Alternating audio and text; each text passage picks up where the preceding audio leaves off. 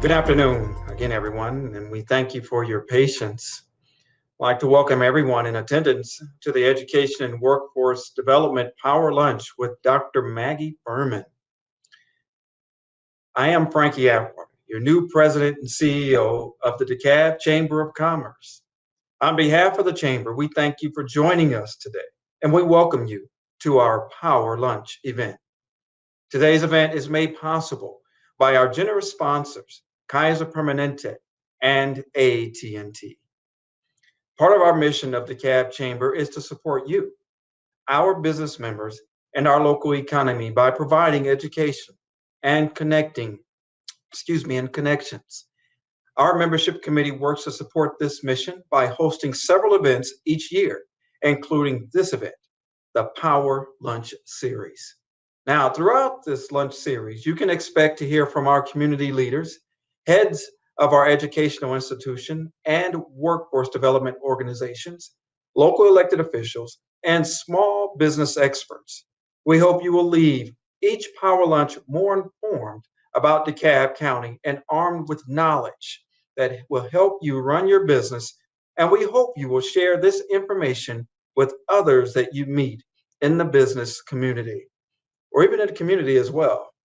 This Power Lunch is co-hosted by the Chamber's Education and Workforce Development Committee, and I am honored to introduce Steve Overcash, Chair of the Education and Workforce Development Committee. Steve Overcash, please. Hey, good morning, good afternoon. I appreciate that. Sorry, we had a technical difficulty here on my end. Thank you, Frankie. I appreciate that. Good afternoon, everyone. And as Frankie introduced me, I am Steve Overcash with Georgia United Credit Union, and also the chair of the Education and Workforce Development Committee for the DeKalb Chamber of Commerce. The Education and Workforce Development Committee develops partnerships with educational institutions and workforce development organizations in DeKalb County and Georgia to strengthen educational opportunities for the region. We also help build a strong workforce, making DeKalb County an attractive location for business and industry. One of our education partners is the City Schools of Decatur. And today I'm honored to introduce Dr. Maggie Fehrman, Superintendent of the City Schools of Decatur. Dr. Fehrman started her career back in 2001, teaching 7th grade social studies at Sumer Middle School in Gwinnett County. In 2005, she was promoted to assistant principal at Sumer, and 4 years later opened the new North Gwinnett Middle School as an assistant principal. In 2014, Dr. Fehrman became the principal of Bay Creek Middle School in Grayson before joining the City Schools of Decatur in 2018 as the executive director of schools. She was promoted to assistant superintendent in April of 2020 and was named superintendent in May of this year. We are so grateful to have Dr. Fehrman with us today. And with that, I'll turn it over to you, Dr. Fehrman. Thank you for being with us today. Greetings, everyone. Thank you for having me. I'm so honored to be a part of this presentation and this Power Lunch. This is a great opportunity for me to share with the wonderful things that are happening in City Schools of Decatur and answer any questions that our community members or chamber has for City Schools of Decatur. I want to start off by sharing our theme for this school year, and that is Stronger Together. And I truly believe that through partnerships like with the chamber, through partnerships with Decatur Housing Authority or our foundation, Decatur Education Foundation, we can make City Schools of Decatur the best school system and support our students with all the supports that they need, not just in the classroom, but any wraparound services as well. So you'll see our communications coming out this year with Stronger Together as a highlight and sharing opportunities and successes that we've had when we have partnered with organizations, community members, and businesses and how we've helped support our students. So I'm really excited to keep that focus of Stronger Together throughout the current school year. year.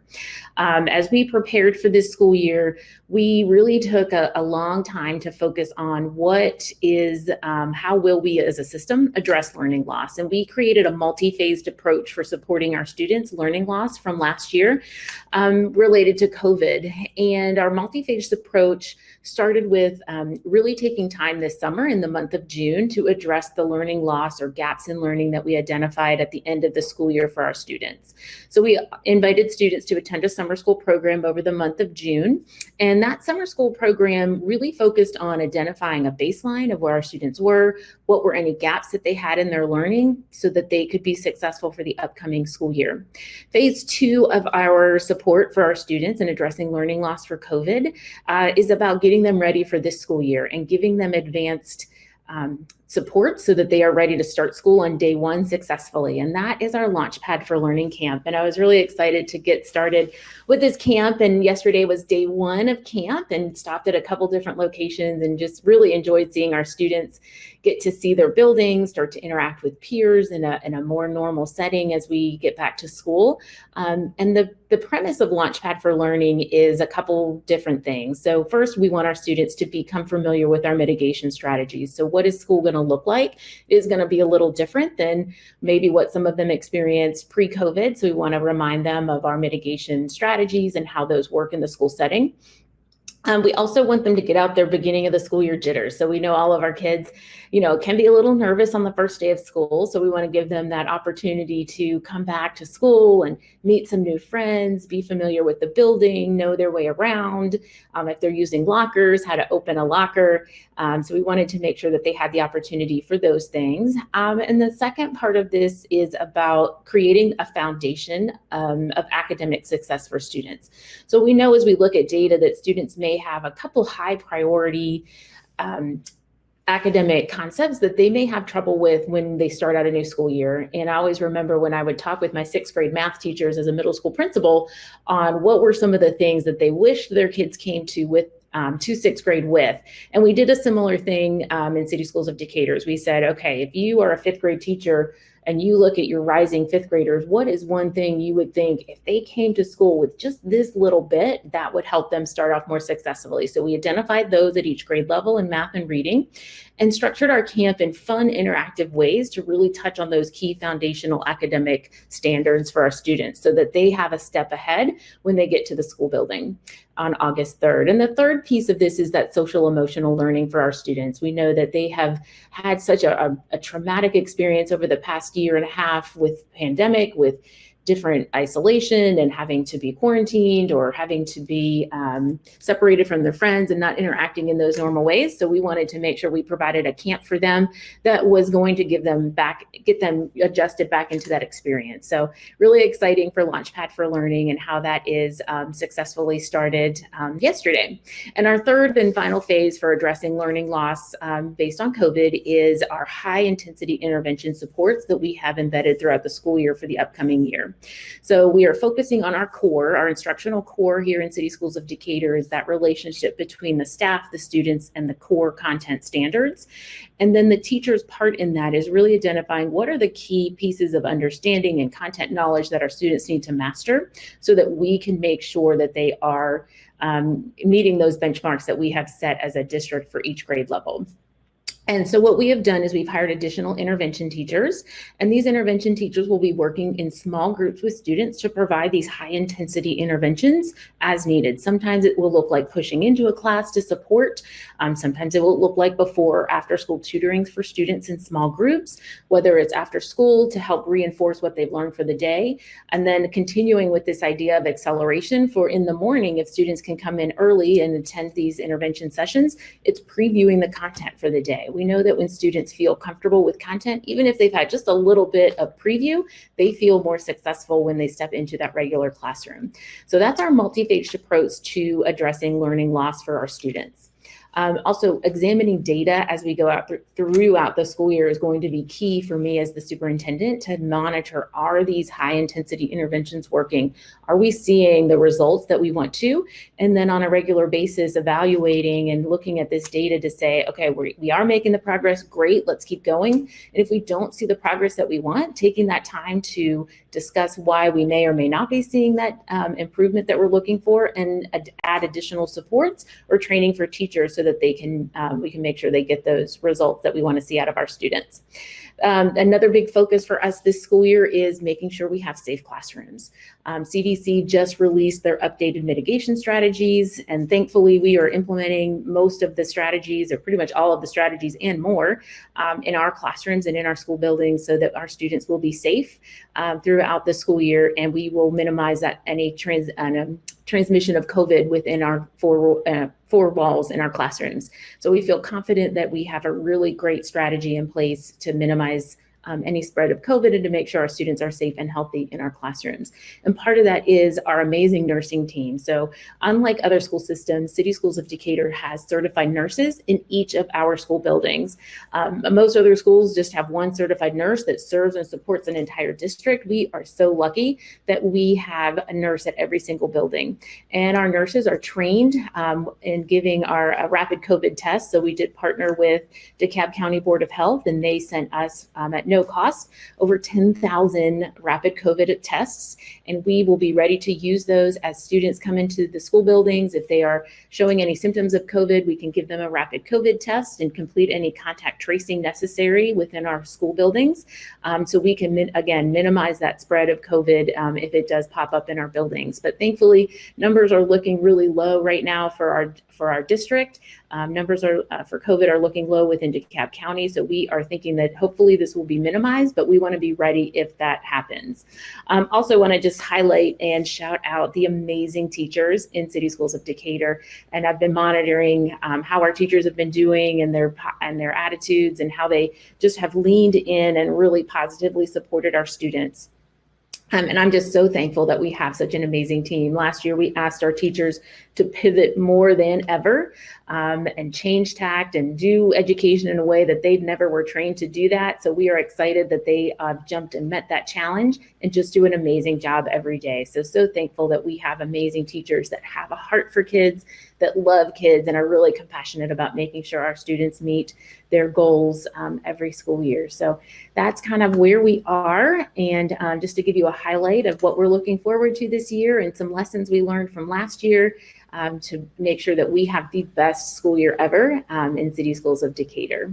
Yes, good afternoon, Dr. Fehrman. Thank you so much for taking time out of your busy schedule. I know you've had so many opportunities, we'll call them opportunities, and because that's really what they are, to kind of look at things differently. And we all have had to kind of pivot and make changes and that kind of thing. So what are a couple of maybe examples of those lessons learned that you talked about? Can you give us maybe a couple examples of some things that maybe you never saw before? We're all, in fact, what we're doing right now. I mean, there's a big change, right? Things being webinars and that kind of more of a virtual environment. So kind of maybe share one or two things that you kind of, realize that you could do differently or do better. So kind of share a couple things like that with us, if you would. I will. Yeah, great. Two things come to mind when you ask me that question. So one is stakeholder engagement, and taking that time to really deeply engage with our stakeholders before we make decisions. So especially with COVID, we found that people had such intense feelings or perspectives on how a school district should operate, and taking that time to really listen to our parents, listen to our students, listen to our teachers, and make an informed decision going forward. And also providing the feedback on, here's how the decision was made. We heard your input. We heard that this was a top priority for you as a parent or a teacher. And here's how we've used that information to make a decision going forward. The other big thing that I think will just help education in the long run is this use of concurrent teaching. So previously, students may get sick, not feel well, and miss school for several days. Well, now with opening up our classrooms with the virtual, with cameras and live streaming, a student can engage in learning even if they're home. Maybe not all day, maybe not to the full extent, but we see now an opportunity for continuity in learning that we've never been able to provide our students before. And just knowing that that is going to be such a benefit for our students in the long term has been huge. Those are two great items, because again, there's a lot of lessons learned, but some of them we just, quite frankly, maybe we're forced into kind of looking at things differently. And so that's a great perspective to have, and we appreciate that. And we know that that you, as well as all of your senior leadership and the principals and the APs and all the way down the line, have kind of looked at things differently. What would you say in terms of data? What kind of new data points maybe are you looking at? You mentioned the data is really important, which we obviously all agree with that. Mm-hmm. And so maybe what are a couple of things data-wise that you're looking for that you'll be specifically maybe tracking going forward this year to kind of maybe might be an indicator of things to maybe do differently or change in midstream? Yep. So one of the, I've asked my principals every month to send me a data report, and that's going to include disaggregated data based on classroom, based on school, based on demographics, for reading level for one. So I want to closely monitor how our students are, what their reading levels are. So they take a baseline at the beginning of the year. And then every month they'll send me a report so I can help see where our students are moving with their reading growth over the course of the school year. Because to me, I can't wait till the end of the year to see, did our kids do well? Did they not do well? I need to monitor that on a monthly basis and help support my principals in coaching their teachers and giving them the supports they need. So if our students aren't growing as we expected, that we can provide that in-time training for teachers so that they can alter what they're doing so the students can meet those growth measures. Or if we need to pull students out to provide some of those additional high-intensive interventions so that they can meet those challenges. So we'll be monitoring that data monthly for math and for reading. We're also going to be looking monthly at our student attendance rate. So making sure if we have students that are missing school more frequently, that we're checking in with the families, we're checking in with the student, making sure that any other additional wraparound support services that might be needed for that family are provided. The other thing we're going to look at this year that the City Schools of Decatur hasn't looked at in the past is tracking starting in 8th grade. Are our students on track for a 4-year graduation? So we are setting some key criteria that we are going to look at going forward, whether it's attendance, student behavior, academic achievement, passing classes, so that we can also identify students early on, way before they even get to their senior year, to make sure they are on track for that 4-year graduation. So those are some of the key data pieces that we're going to look at each month going forward. Great. That's awesome because, again, the data is the data. And so, and to the extent that you're looking at it constantly, like it sounds like you are, that gives you time to kind of pivot and make adjustments and changes. And I guess a related question to that is, we had a question that came in that was asking basically, how are you making parents aware of your multi-phased approach, like encouraging compliance with CDC strategies and that kind of thing. So I know you have a regular newsletter that you send out, and I've read a couple of those, and fantastic. Hats off to you, because that communication, if one thing that all this has taught us is constant communication and pretty, consistent and regular communication. And I know you do that. And so what would you say to parents in terms of how you're going to kind of communicate with them in terms of compliance with CDT strategies and that kind of thing? Yeah, that's a great question. So we'll be continuing definitely with my communications going out every Friday. And I appreciate you recognizing that. That's one of those things where you're like, hey, I'm going to communicate every Friday. And then you realize it's a lot of work to get up and going. But I really enjoy making sure our parents can rely on that weekly communication. Once schools are back up and going, they will also be sharing their weekly communications with parents. We're targeting Thursday as the school communication day. Friday will be a district communication day. We've also got a monthly report that will come out from our board summarizing what our board agendas what our board has talked about at their meetings. And then the other part of your question was about making sure parents see the mitigation strategies we're using. So each school has a COVID team. So we started this last year, and that was also really instrumental in building our COVID response procedures at each school building. City Schools of Decatur has an amazingly credentialed, highly credentialed parent population. And we were really key early on in taking advantage of that and getting their support and helping them build our plans. So those teams will continue this year. And so what they do is they kind of look at the plan, they help vet it, they give some suggestions to our principals where the plans are really implemented on the ground. And then the other thing we do is we have a COVID mitigation monitoring tool. So our operations team, they do visits every week in our schools, and they're going to continue with that random assessment of how compliant are our schools with implementing their mitigation strategies. So that is the other piece. So we can monitor, and just for me, I always operate from a coaching mindset and using that data to help people improve their practice. And if we see, hey, we're not seeing the hand washing compliance, or we're not seeing masking as much as we want at a particular school, then what's the training and how do we help support our teachers and students on making sure that they meet that expectation?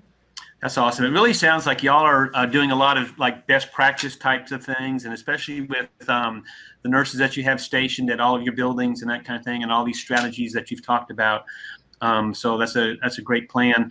I guess a final question might be, if you were to kind of fast forward to the end of the 21-22 school year, kind of you've talked about a lot of things today, but maybe what are one or two things that you would look back and say, hey, if we accomplish this, we would consider the school year a success? What would you say to that? A couple of things. So I want to see our students at the end of the year smiling. I want to see them happy to be at school. I want to be able to talk with kids and sit and eat lunch with our students and hear about the great experiences that they've had in the school year this year. To me, hearing from the kids is so important. And if they've had the positive experience, that's what it's all about. Is as a school system, we are here to serve our students, and they are our most important customer, and making sure that they've had that great experience is key. And then also on top of that, I'm a data person. I love looking at data. So I want to look at our student achievement data at the end of the year to make sure that our students met those key performance criteria. I want to look at our graduation data and see 100% of our students walking across the stage to get their diplomas in May, so that we have 100% graduation rate. So those are some of the key things. And then they've had fun. I want to see our students coming to school and really enjoying the classroom and having that love for learning. Right, that's awesome. Because at the end of the day, the focus obviously is with the students, and to the extent that they need to have certain things they adhere to, and achieve. But as long as they have fun, too, that makes a huge difference. So that's a great perspective. Well, thank you again for all your input, and I'm going to turn it over. I think that's all the questions we had. Okay.